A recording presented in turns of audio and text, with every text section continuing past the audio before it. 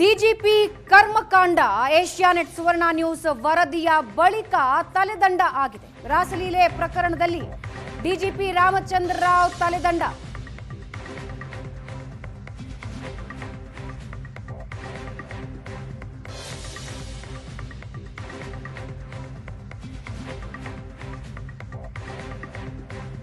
Asianet ಸುವರ್ಣ news ವರದಿಯ big impact ಆಗಿದೆ. ಕಚೇರಿಯಲ್ಲೇ ಮುತ್ತು ರಾಮಚಂದ್ರ ರಾವ್ ಹುದ್ದೆಗೆ ಕುತ್ತು ತಂದಿದೆ.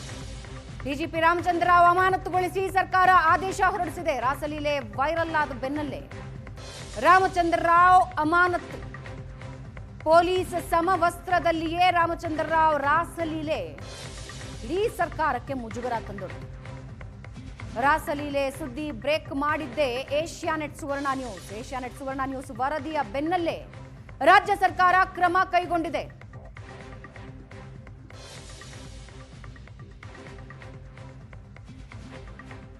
ರಾಸಲೀಲೆ ಕೇಸ್ನಲ್ಲಿ ತಗಲಾಕೊಂಡ ರಾಮಚಂದ್ರ ರಾವ್ ಅಮಾನತುಗೊಳಿಸಿ ಸರ್ಕಾರ ಆದೇಶ ಹೊರಡಿಸಿದೆ. ಏಷ್ಯಾನೆಟ್ ಸುವರ್ಣ ನ್ಯೂಸ್ ನಿನ್ನೆ ಮಧ್ಯಾಹ್ನ ಈ ಸ್ಟೋರಿನ ಬ್ರೇಕ್ ಮಾಡಿದೆ. ಯಾವ ಜಾಗದಲ್ಲಿ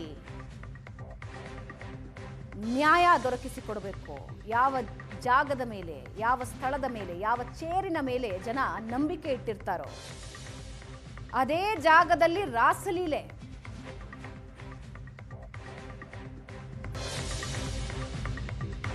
ರಾಸಲೀಲೆ ಕೇಸ್ನಲ್ಲಿ ತಗಲಾಕೊಂಡ ರಾಮಚಂದ್ರ ರಾವ್ ಅಧ್ವಾನಗಳು ಒಂದೆರಡಲ್ಲ. ವಿವಾದಗಳಿಂದಲೇ ಕಳಂಕ ತಂದುಕೊಂಡ ರಾಮಚಂದ್ರ ರಾವ್ ವಿರುದ್ಧ ಆರೋಪ ಬಂದಿರೋದು ಇದೇ ಮೊದಲನೇ ಸಲ ಅಲ್ಲ. ಈ ಹಿಂದೆನೂ ರಾಮಚಂದ್ರ ರಾವ್ ವಿರುದ್ಧ ಸಾಲು ಆರೋಪಗಳಿದ್ವು. ಸೇವಾವಧಿಯಲ್ಲಿ ಹಲವು ಆರೋಪಗಳನ್ನ ಈ ರಾಮಚಂದ್ರ ರಾವ್ ಹೊತ್ತಿದ್ದಾರೆ. ಮೈಸೂರಲ್ಲಿ ಉದ್ಯಮಿಯಿಂದ ಹಣ ವಸೂಲಿ ಪ್ರಕರಣ, ಇದರ ಜೊತೆಗೆ ಭೀಮಾ ತೀರದ ನಕಲಿ ಎನ್ಕೌಂಟರ್ನಲ್ಲಿ ಇವರ ಹೆಸರಿತ್ತು. ರನ್ಯಾರಾವ್ ಗೋಲ್ಡ್ ಸ್ಮಗ್ಲಿಂಗ್ ಕೇಸ್ನಲ್ಲೂ ರಕ್ಷಣೆ ಆರೋಪ ಇತ್ತು ಇವರ ಮೇಲೆ.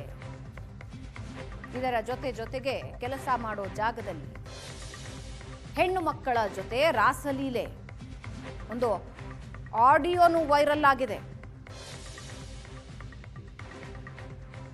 ಸರ್ಕಾರ ಅಂತಿಮವಾಗಿ ಅಮಾನತು ಆದೇಶ ಹೊರಡಿಸಿದೆ. ಚಾಳಿಗೆ ಬಿದ್ದ ಅಧಿಕಾರಿಯ ವಿರುದ್ಧದ ಪ್ರಕರಣಗಳನ್ನ ನಮ್ಮ ಸ್ಕ್ರೀನ್ನಲ್ಲಿ ನೀವು ನೋಡ್ತಾ ಇದ್ದೀರಿ. ಭೀಮಾ ತೀರದ ನಕಲಿ ಎನ್ಕೌಂಟರ್ ಪ್ರಕರಣದಲ್ಲಿ ಇವರ ಹೆಸರಿತ್ತು. ಚಡಚನಾ ಠಾಣಾ ವ್ಯಾಪ್ತಿಯ ಕೊಂಕಣಗಾಂವದಲ್ಲಿ ನಡೆದಿದ್ದ ಎನ್ಕೌಂಟರ್ ಅದು. ಹಂತಕ ಧರ್ಮರಾಜ್ ಚಡಚಣ ನಕಲಿ ಎನ್ಕೌಂಟರ್ ಪ್ರಕರಣ.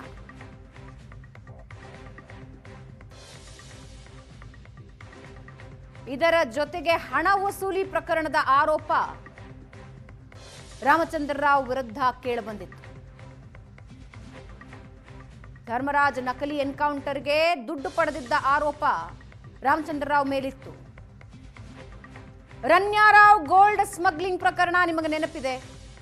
ಕಳೆದ ವರ್ಷ ಮಲಮಗಳು ರನ್ಯಾರಾವ್ ಗೋಲ್ಡ್ ಸ್ಮಗ್ಲಿಂಗ್ ವೇಳೆ ರೆಡ್ ಹ್ಯಾಂಡ್ ಆಗಿ ಸಿಕ್ಕಿಬಿದ್ದಿದ್ಲು. ಗೋಲ್ಡ್ ಸ್ಮಗ್ಲಿಂಗ್ ನಡೆಸ್ತಾ ಇದ್ದ ರನ್ಯಾಗೆ ಪೊಲೀಸ್ ರಕ್ಷಣೆ ನೀಡಿದ್ದ ಆರೋಪ. ಒಬ್ಬ ಪೊಲೀಸ್ ಕಾನ್ಸ್ಟೇಬಲ್ ಬಂದು ಏರ್ಪೋರ್ಟ್ನಲ್ಲಿ ಸೀದಾ ರನ್ಯಾರಾವ್ನ ಕರ್ಕೊಂಡು ಬರ್ತಾ ಇದ್ದ. ರಾಮಚಂದ್ರ ರಾವ್ ವಿರುದ್ಧ ಡಿಆರ್ಐ ಅಧಿಕಾರಿಗಳು ಆರೋಪ ಮಾಡಿದ್ರು. ಆರೋಪ ಕೇಳಿ ಬರ್ತಾ ಇದ್ದಂತೆ ಕಡ್ಡಾಯ ರಜೆ ಮೇಲೆ ಸರ್ಕಾರ ಕಳಿಸ್ಬಿಡ್ತು.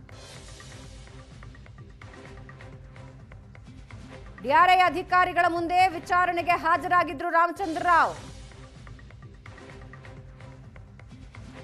ಇದೇ ಪ್ರಕರಣದಲ್ಲಿ ಇನ್ನೂ ತನಿಖೆ ಬಾಕಿ ಇದೆ.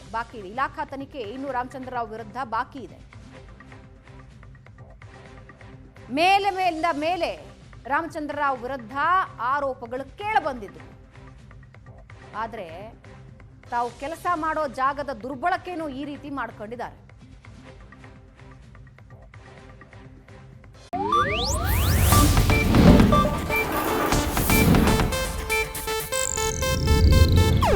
ಇದು ಏಷ್ಯಾನೆಟ್ ನ್ಯೂಸ್ ನೆಟ್ವರ್ಕ್ ಪ್ರಸ್ತುತಿ.